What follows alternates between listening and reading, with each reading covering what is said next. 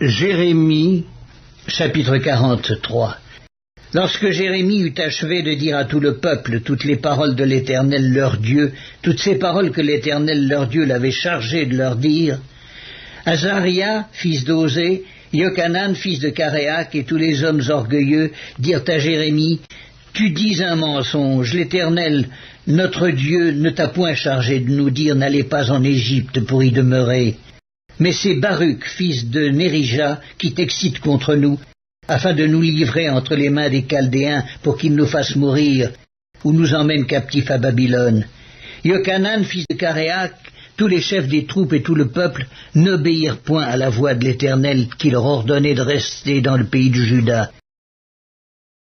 Et Yochanan, fils de Caréac, et tous les chefs des troupes prirent tous les restes de Juda, qui, après avoir été dispersés parmi toutes les nations, étaient revenus pour habiter le pays de Juda, les hommes, les femmes, les enfants, les filles du roi, et toutes les personnes que Nebuzaradan, chef des gardes, avait laissées avec Guédalia, fils d'Akikam, fils de Shaphan, et aussi Jérémie, le prophète, et Baruch, fils de Nérija. Ils allèrent au pays d'Égypte, car ils n'obéirent pas à la voix de l'Éternel, et ils arrivèrent à Tachpanès. La parole de l'Éternel fut adressée à Jérémie à Tachpanès en ces mots.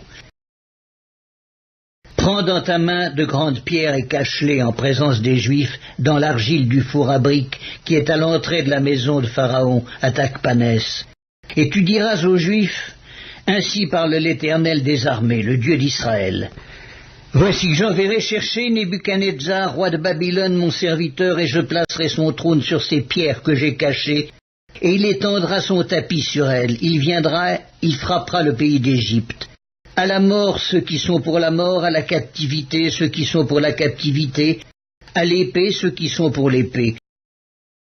Je mettrai le feu aux maisons des dieux de l'Égypte. Nebuchadnezzar les brûlera, il emmènera captives les idoles, il s'enveloppera du pays d'Égypte comme le berger s'enveloppe de son vêtement, et il sortira de là en paix. Il brisera les statues de Beth-Shemesh au pays d'Égypte, et il brûlera par le feu les maisons des dieux de l'Égypte.